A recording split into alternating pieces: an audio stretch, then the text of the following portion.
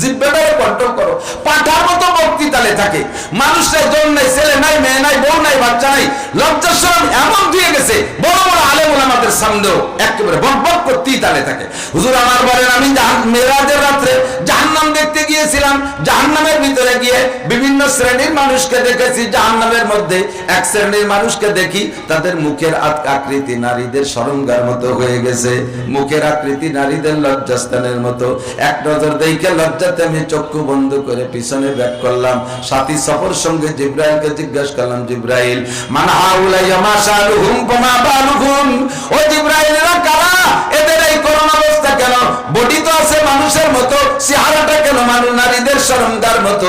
জিব্রাইল হুজুরেরা আপনার উম্মতের মধ্যে ওই সকল মুসলমান যারা কথায় কথায় নারীদের সরঙ্গা উচ্চারণ করে বকানি দিত, নারীদের সরঙ্গা উচ্চারণ করে বকানি দিত। এটা বাংলাদেশে বাংলা ভাষায় বলে, পাকিস্তানিরা উর্দুতে বলে, আরাবিয়ানরা আরবিতে বলে, ইংল্যান্ডাররা ইংরেজিতে বলে। প্রত্যেকে যার যার মাতৃভাষায় এই শব্দটা সারা দুনিয়া ব্যাপী বকানিতে ব্যবহার করে। যারাই এই শব্দ ব্যবহার করবে তাদের এই এমন গুনাহ হবে যেই গুনার মোচন হইতে কোটি কোটি বছর লেগে যাবে। মুখের আকৃতি নারীদের সরঙ্গার মতো হয়ে থাকবে। হুজুর আগায় দিয়ে একটু আগায় গিয়ে দেখেন, বলেন এক শ্রেণীর মানুষের দুটো চক্ষু থেকে দুটো সরঙ্গা বেরিয়ে আসছে। আমি লজ্জায় পিছনে বললাম, জিব্রাইল মান হাউলাই, এরা কারা, কোন দোষে এদের এই বিচার? জিব্রাইল বলে, হুজুর এরা আপনারই উম্মত। কথায় কথায় পুরুষের সরঙ্গা উচ্চারণ করে বকানি দিত, তাই তাদের আমলনামা থেকে নেকি নষ্ট হওয়ার মতো নেকিও ছিল না। কাজেই তাদের যে গুনাহ দেয়া হয়েছে তার গুনার বাহ্যিক ব্যবস্থা হলো দুটো চক্ষু থেকে দুইটা সরঙ্গা পুরুষাঙ্গ বেরিয়ে আসছে। যতদিন পর্যন্ত ওই গুনাহ মোচন না হবে অতদিন পর্যন্ত তাদের এই চেহারা পরিবর্তন হবে না। ঈমান আছে, নামাজ আছে, রোজা আছে, জিকির আছে, তিলাওয়াত আছে, এর বিনিময়ে জান্নাতে যাবে, জান্নাতের নিয়ামত তার জন্য প্রস্তুত আছে। কিন্তু ওই গুনাহ মোচন হওয়ার জন্য এই ব্যবস্থা।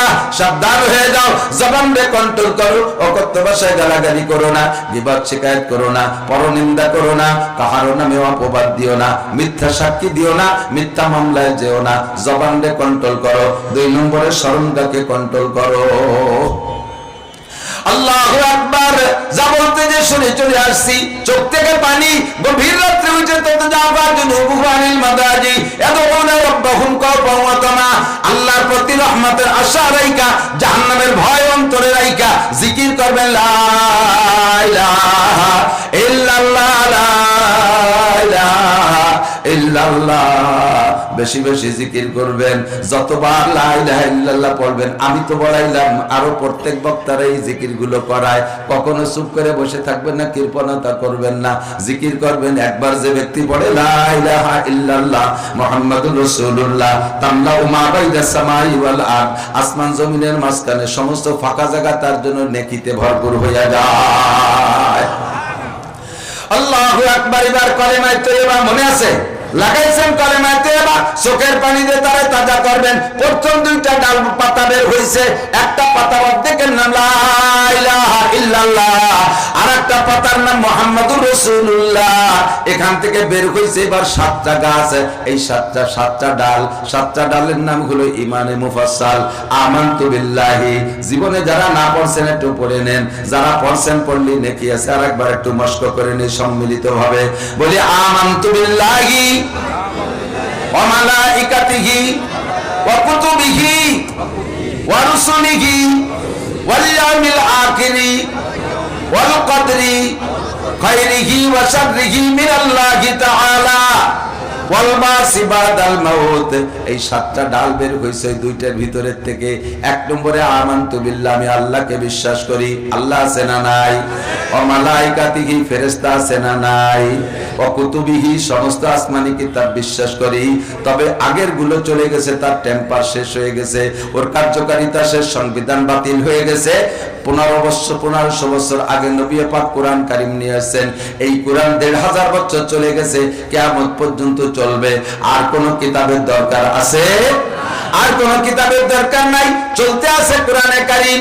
আমাদের এই পার দিয়ে উত্তর এলাকায়, যে এলাকায় বহুত হিন্দু বেশি, আপনাদের এলাকায় আছে, 7 পার বলতেন যে কয়েকজন আমাদের অভিযানে নামছে, তারা এক গাদি বই এনে একদিন আমারে দিয়েছে।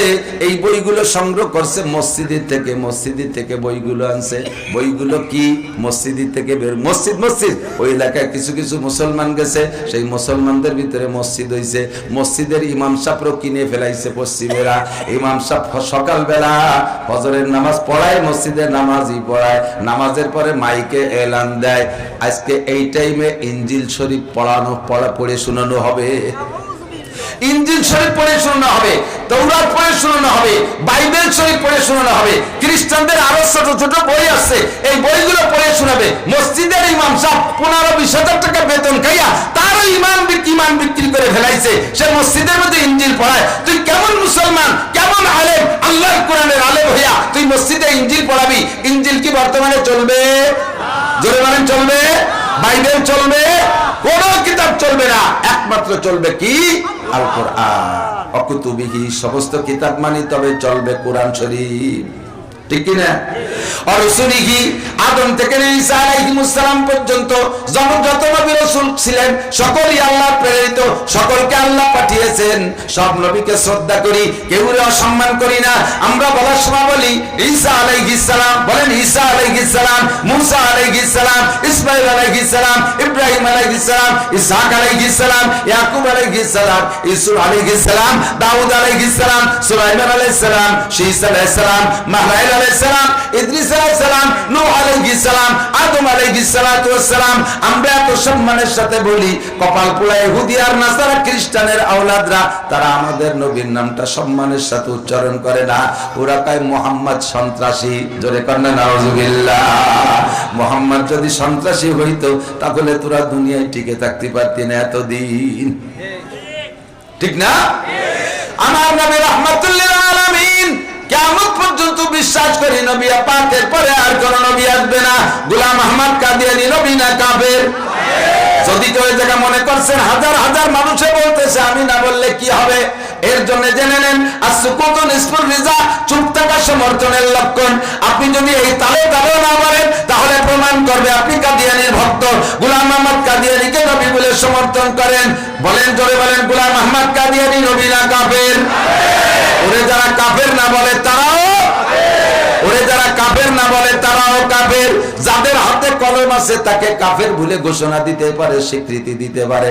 তারা যদি কলম হাতে থাকতে তারে কাফের স্বীকৃতি না দেয় তাহলে বোঝা যাবে তাদের ইমানের মধ্যে কমতি আছে, ঠিক কি না? রাসূলিহি, এরপরে 5 নম্বর মানি ওয়াল ইয়াউমিল আখির, দুনিয়ার দিনের শেষ দিন। দুনিয়ার দিনের শেষ দিন কবে হবে? মুহররম মাসের 10 তারিখ। মুহররম মাসের শুক্রবার। কি হবে? শুক্রবার।